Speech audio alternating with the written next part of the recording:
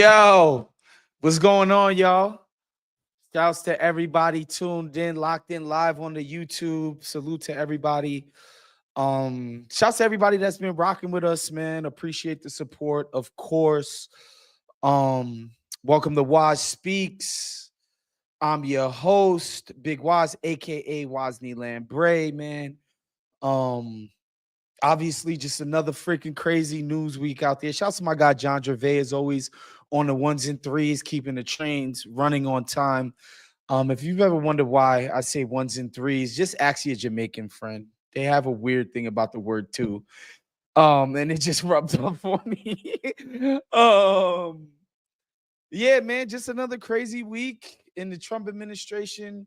That's basically all we got today. Is basically all Trump all the time. This guy, it's just all over the place, man. It's really all over the place, and I think the markets are reacting so violently because I think they genuinely thought that Trump was kind of just joking or just chatting when he said, "Yo, I'm really into this tariffs thing. It's a real big part of my ideology." Remember, we've said that up here a million times. Like, Trump doesn't really have an ideology, but one of the things that he's truly passionate about are the tariffs and this idea that the US is getting ripped off, like the US being the basically global dollar currency, like in other countries being able to trade in US dollars and like having influence on the value of the dollar. Like, he's got a bunch of ideas about this shit.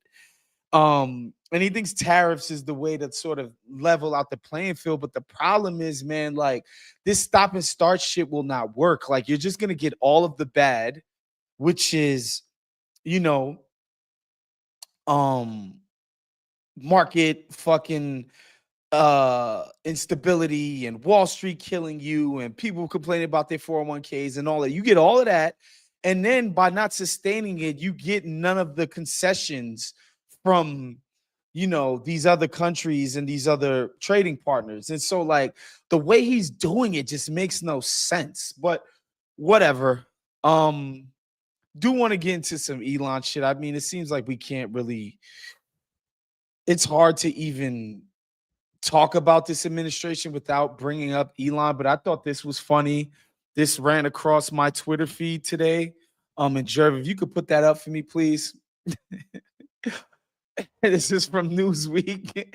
Elon Musk DOGE cuts fail to stop U.S. spending from hitting a record. So what does that mean, folks? The whole point of the Department of Government Efficiency is that we're reducing spending. We're tightening the belt, so to speak. We're living within our means. All of these euphemisms they use for the idea that basically our government spends like a sailor and is reckless and blah, blah, blah, blah, blah, blah, blah, right? That's all the shit that we get all the time. And that just shows you all of this is just cat, man. Like, to be honest with you, a lot of this, and I was having this conversation with a couple of homies today, like, the reason why they're no longer posting the being transparent about what they're cutting and what they've ultimately saved and blah, blah, blah, because, like, the point of attacking the administrative state was never to save money. It was never to save spending. And as a matter of fact, like, if they did save in terms of cutting a program and saving on and reducing the spending threshold, like, they're just gonna move that money to some other place. Like, the idea was never to bring down the federal budget, like, ever. This was never going to be the case. Like, why else would Elon be just handing himself $400 million contracts in the process and racking up Pentagon deals? Like, it was never about that. But that's how they're going to sell it. It's like, oh, we need to, we got a deficit and we got this and entitlements are out of control and blah, blah, blah. And we need to tighten the belt. It was always cap. And then, of course, the fucking Republicans passed a spending bill. There's no cuts to the actual spending. And then, in fact, not only are there no cuts to the spending, they're adding $4 trillion in tax cuts. Tax cuts, another way of saying tax cuts, that's a freaking spend by the government. That's revenue that we're not getting, that we're just handing back to the absolute richest people in the country. Like, this shit is so obvious, man. Anyway, Elon Musk's aggressive efficiency push failed to curb soaring federal spending, which hit a record 603 billion last month, according to the US Treasury. Like, obviously, the Treasury is the bank account. It's the piggy bank. These are the guys that they're the ones that peel the bills that go out and fund different agencies and give your granny her social. You know what I mean? And fund Medicare and fund Medicaid. Like, it comes from the Treasury. These are the motherfuckers that would actually know. Right. So Elon, remember, he made a big show of like, oh, we're so transparent. Here's what we cut. Here's what we did. Blah, blah, blah. Right. They've stopped. But the people who actually have to keep count, the people whose job it is to actually know, yeah, we've actually increased the spending since DOGE took into effect. Musk's Department of Government Efficiency claims to have saved over 100 billion, yet only a few federal departments saw spending reductions in President Trump's first full month. Why it matters. Trump charged Musk with rooting out federal government waste and corruption when he returned to office in January, but DOGE has been heavily criticized for blunders involving cutting critical staffing and programs. Musk has touted big savings, but some experts have said they're tiny compared to the overall federal budget. Just take USAID, for instance. Let's just say they wholly eliminated that program, which they did not. But let's just say that they did. What they did end up doing because of the courts and all of that, they kind of moved it onto the auspices of the State Department, Marco Rubio and them. All right, cool. They slashed some jobs. All right, cool. They cut funding to stuff like diseases and stuff like that in Africa. All right, cool. Let's just say that's not what they did, but let's just say they did cut the entire USAID. 0.5% of the government's budget, annual budget. All of the press, all of the big show, all of the Elon, look at him. All of this, right? All of this. 0.5% of the budget, y'all. 0.5% of the budget. That's USA. Like, we know where the money is spent. And Elon has tried. He went on Fox News and said that, Social Security is a Ponzi scheme and it's blah, blah, blah, and it's wasteful and it's the worst program ever. But, like, they don't have the balls to do that. They can't cut social. They can't cut Medicare. It would be political disaster for the Republicans. They'd basically be handing the Democrats the freaking midterms, which are 17 months away, and the next, like, they just be handing these people the freaking win. And then, so, it's Medicare, Medicaid too, social, and of course, defense, which we know, obviously, that would never be the case. Overall spending rose by $40 billion, a 7% increase compared to the same month last year. Who was president last year? Joe Biden. According to the Treasury Department's monthly statements for February, direct spending surged by $29 billion compared to the same month last year. This is primarily due to a $10 billion increase in debt servicing, which reached $86 billion, and $14 billion rise in tax credits and related payments. News of increased spending comes after Musk and DOGE gained access to multiple federal government agencies, reported overspending and alleged corruption, and subsequently canceled government contracts and fired or suspended tens of thousands of workers. The DOGE website estimates it has saved each taxpayer around $652. Funny math, of course, at a total of $105 billion. Again, I mean, you can't make this shit up. The government is spending more now under DOGE than it did under the Biden administration. Like, it's a dog and pony show, man. Like, I think the point of this is to demonstrate a level of power, is to sort of weaken the regulatory state, because who does the regulatory state police? People like Musk and his different companies. The Labor Relations Board was looking at him for his labor practices at Tesla. I forget. Man, I think Starlink, or both of them. I think Starlink and SpaceX, both of them, under investigation by some other agency. It escapes my mind right now. Sorry, y'all. But yeah, like that's all this is, man. Like, and I understand wanting to give these dopes the benefit of the doubt. Like, it's like, all right, if there's fraud and waste and corruption, which by the way, there's a lot of that shit in the military, these defense contracts, like they are jerking the government. I promise you, there's a lot of this is a lot of like unused equipment, like, like, bruh, the military is killing us with waste, but whatever. If Elon went in there legitimately found wasteful stuff, made the government more efficient, meaning these agencies could serve their purposes more efficiently and better, I think even people on the left, even Democrats, would be like, damn, you got to hand it to this dude. He went in there, he found a bunch of stuff that was like screwing us over, and they went and fixed it. But nigga, like, that was never going to be the case. And so, yeah, I'm not shocked. I'm not shocked in the slightest by I'm not shocked in the slightest by Elon not not being able to not being able to make the government more efficient in a month. Like, I do think, stuff like gutting the DOE, I think they're going to go through with that stuff, but it's not going to save us any money. That's the thing. It's not going to save the taxpayer a dime.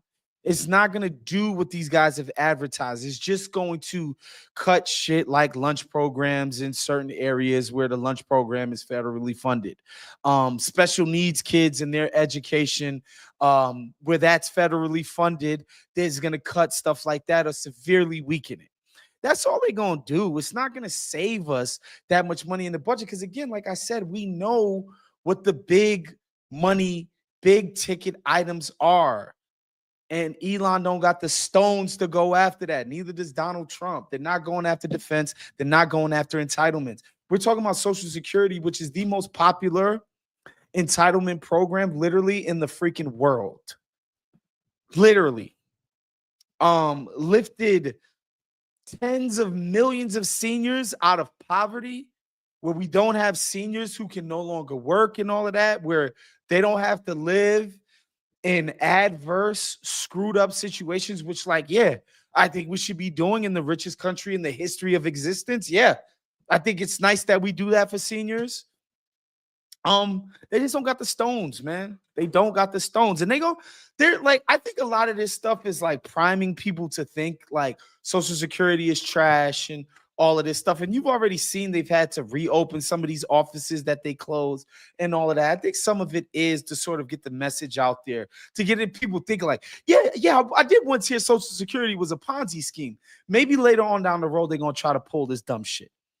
But it ain't going to be today. And I think we should all be grateful for that. Of course, a lot of you guys watching and listening, you guys have 401ks. And Jerv, if you could put this up. Yeah. Wall Street is taking a tumble.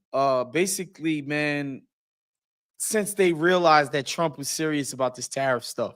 I want to say this too, because I want to be consistent. I kind of think treating the stock market as some grand indicator of how the actual economy for everyday normal working people is stupid. I think it's bullshit. I think if Trump had the courage of his convictions, he would tell Wall Street to go fuck himself and go about doing his agenda. Because I think the next time somebody wants to radically overhaul our economy and the way that it functions, you're going to see uncertainty in the stock market, and it's going to be incumbent upon that person to sort of drive through and not hit the brakes. Just move forward. Like, these people are going to do what they do. And I say that as somebody that has a 401k, that I've got, company stock, whatever. My fucking shit is affected by this, my own money for sure. Just, just full disclosure on that. But like, bruh, if you really have grand visions of transforming the economy, Like, I promise you, these Wall Street motherfuckers are going to have an adverse reaction to it, and the stocks will tumble. And they're going to use that as a way to pressure you and your administration to be like, look what you're doing. And the bottom line is, a lot of Americans do have 401ks now because they've effectively, gotten rid of the pension system. So now we're all tethered to this goddamn freaking casino. Okay. And so everyday normal people, especially older people who are the highest propensity voters, who have stock holdings and portfolios and do have 401ks and et cetera, like, are paying attention to this. And so Trump has to pay attention to it. And also, in the past, he's been somebody who's been like, yo, you need to judge me based off of the stock market. The stock market is basically my approval rating. I don't care about the other, but look at my stock market stuff. Look how much the markets love me. He's been somebody who's taken that tack in the past. And I thought it was interesting, a couple days ago, his press secretary gets up there and they ask her about the stock market and people's anxieties around it. And she was like, listen, the stock market yesterday, today, tomorrow is just a snapshot. We have a long-term vision. And I think the American people, elected us in order to seek out our long-term vision. We're not too worried about the stock market. But yeah, man, I don't think he can do that. I don't. And I think Donald Trump is somebody who's constantly been caring about the stock market traditionally. And I think the people who back him are going to care about this too. And so stocks tumble into correction as investors sour on Trump. The S&P 500 is now more than 10% below its record high. And you can see that this is late February when it peaked. Mind you, there was a big bump after Trump got elected, then, the inauguration, et cetera, et cetera. And now, basically, since the tariffs unfolded, a big decline. The world's most widely followed stock market benchmark slid into a correction on Thursday, a drop that underscores how the 2-year-long bull market is running out of steam in the early days of the Trump administration. The move stems from investors' growing pessimism about the whipsawing policy pronouncements from Washington over the past few weeks. On again, off again tariffs and mass layoffs of federal workers have fomented unease on Wall Street. On Thursday, the S&P 500 fell 1.4%. After weeks of selling, the index is now down 10% from a peak that it reached less than 1 month ago and is in a correction, a Wall Street term for when an index falls 10% or more from its peak, and a line in the sand for investors worried about sell-off gathering steam. Other major indexes, including Russell 2000 and a tech-heavy NASDAQ composite, had already fallen into correction. On Thursday, the NASDAQ fell 2%, while Russell 2000 index of smaller companies, which tend to be more exposed to the ebb and flow of the economy, was 1% lower. The deeper worry among investors is uncertainty around the effects of Trump's policies and causing consumers to spend less and discouraging businesses from investing. That reticence could in turn drive the economy into a downturn, forcing investors to reassess company valuations. Yeah, man. Listen, like, if these dudes had their way, the federal government is basically the largest employer in the United States. If these dudes had their way and they fired half of those people, we're talking about tens of millions of people out of work, thereby not buying shit, not participating in the economy. I saw somewhere the other day that basically we already have an insanely fragile and fractured economy where the top 10% of earners are responsible for 50% of the activity in the economy. What does that mean? Only rich people are doing shit. I think 20 years ago it was at like 30%. The top 10% carried the economy. Now it's half of the economy is buttressed by who? People buying Taylor Swift tickets, bruh. That's why I put that shit on my Instagram. People buying Beyonce tickets. People who can afford to fucking fly anywhere. You know, like pretty much every single thing that like seems kind of fun, you know, it costs an arm and a leg to do, bro. It is so freaking expensive. The only people that can afford to do shit like Airbnb, take Ubers. Have y'all seen Uber prices recently?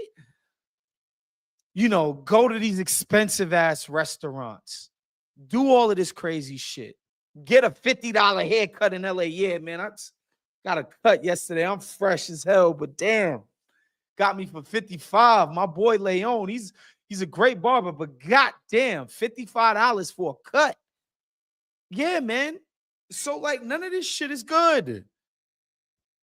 None of this shit is good. And you can only get away with being like, well, we inherited the horrible Biden economy. He's such an idiot. And he every freaking chance Trump gets, he talks about Biden and how incompetent and all of that. That shit ain't gonna last forever, bro. Like, it's not gonna last.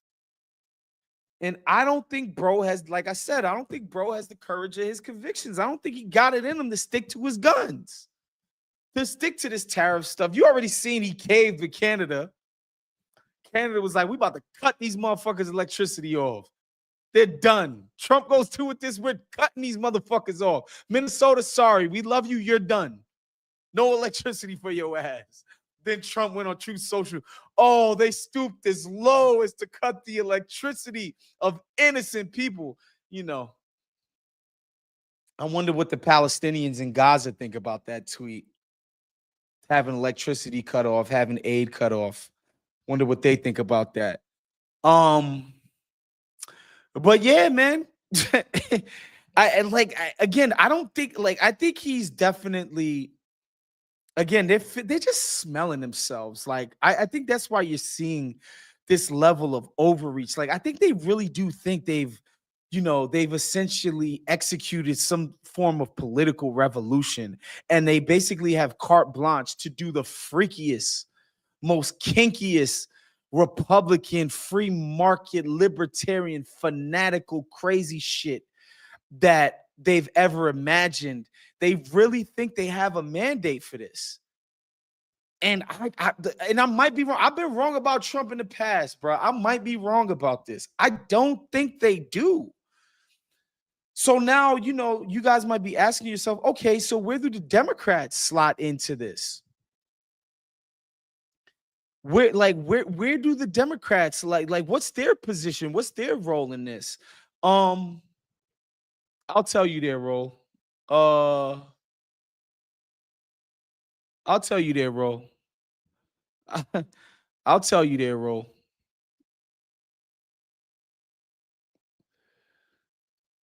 Put this up for me, please, Jerv. I'll tell you their role. Schumer says enough Democrats will vote to avert government shutdown. Look, here's the thing. I get it. Democrats are not Republicans. I get that. I really do get that. But let's go back down memory lane when Mitch McConnell, after Obama, legitimately had a mandate. This motherfucker won Indiana and Iowa, y'all. I mean, Virginia and Florida, y'all. Legitimately had a mandate. 58 seats in the damn Senate. 59, I think, at one point. Overwhelming majorities in the House. An actual, honest to God mandate. Shit, man, probably the only, because I didn't live for the Reagan years, the only legitimate, broad mandate from the American people that I've personally ever experienced. Legitimate. Barack Obama in 2008. Like, the people were behind this guy. They were like, yo, let's go. Let's do it. We are changing America for us. These Wall Street cocksuckers screwed us over. They burnt the fucking global economy down. We're going to do it for us. You know what Mitch McConnell said? These nuts, nigga. No, you're not. He came out and said publicly, our only goal is to make Barack Obama a one-term president. We're going to obstruct this motherfucker at every single fucking turn. We're going to fucking throw sand in the gears. This is a guy who got, again, like, we're talking about a dude. This bears repeating. He won Indiana and Iowa, y'all. Florida, y'all. We're talking about a broad mandate, a consensus, bro. Go in and change that motherfucker. And Mitch McConnell said, hell no. It's not happening. Merrick Garland still can't believe this shit. Okay? At every single turn, again, a popular ass president they did this shit to. Now let's fast forward 17 years. Chuck Schumer, the leader of the goddamn Senate. Yeah, we're gonna help them pass their shit. And not just that we're gonna help them keep the government and get no concessions. Let them pass their shit as is. Get no concessions. Again, this is for Donald Trump. The Republicans are in power. They're gonna have to wear this fucking shutdown. This Donald Trump, who's already underwater in terms of his popularity. No fucking mandate for real. Nobody signed up for none of this DOGE shit. People did sign up for the mass deportations, which he's not even doing, by the way. If you were a MAGA supporter and you thought you were getting rid of all the brown people and their delicious ass empanadas, even that, he's not even doing. But Chuck Schumer and the Democrats they can't even find a spine, bro. Mitch McConnell did this shit against a historic candidate. Presidential election. He said, fuck that. My base is behind me. Your base would be behind you. Don't y'all remember they told us fascism was coming to eat us and our kids? Don't y'all remember? I didn't forget this. This was fascism. And this is what Mitch McConnell does. He's meekly slinking away. This shit is crazy, dog. And they wonder why people hate them and look at them with disdain. I was talking to my guy Ethan the other day, like, yo, like the voter registration, party affiliation, they're getting no new signups. Granted, we 17 months away from the midterm. Nothing. There's no traction. Nothing, bro. Just contrast McConnell going up against history and not giving a fuck, and Chuck Schumer against an unpopular president. Nobody likes this dude except for his base, bro. Broadly, you can oppose this guy. There is he won the election by 1.5%, bro. This was nobody's landslide. And these motherfuckers give us nothing, dude. They're so gross. Oh my God, dude. It's so bad. But yeah, there we are, guys. That's your Democratic Party. That's your resistance. And you know, it bears mentioning in 2016, like they had Russiagate. You know, we had the damn pussy hats at the women parade. Like we had some verve. We had some energy. I remember I attended the damn women's parade in Manhattan.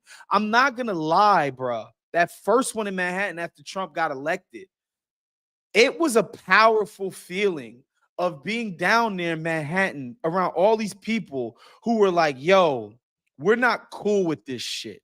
There was like an energy where everybody felt like unified and like, yo, we're not cool with this shit. And yes, the pussy hats were goofy. And yes, Russiagate ended up being very embarrassing. Very embarrassing. But there was a fight. We was ready to fuck something up. And then, you know, and then we got Chuck Schumer and Hawk Jeffries, man. My God. They got to get this shit together. Again, the midterms are 17 months away. My guy Bernie is out there, man, touching the people, letting people know that what's happening right now is not cool. It's a freaking grift. And they're stealing from us, you know, everyday normal American people. But God damn are the Democrats, by and large, so uninspiring. Jesus Christ. Lord have mercy. And these are the same people 6 months ago who told us we were going to burn from the fires of fascism. Nazism had revisited us. And this is Chuck Schumer's answer to the new age Nazis. Unfucking believable. Anyway, that's our show for today. Again, make sure you subscribe to patreon.com/count the dings. Support all the great work that we're doing for you guys. You know, Cinephobe and Basketball Illuminati and the mailbag and Pack Your Knives and all of that good stuff. I want to give a shout out again to my guy John Gervais on the ones and threes, man. Always keeping us running on time and killing it for us. And we will see you guys next week. Peace out. Peace and love, folks.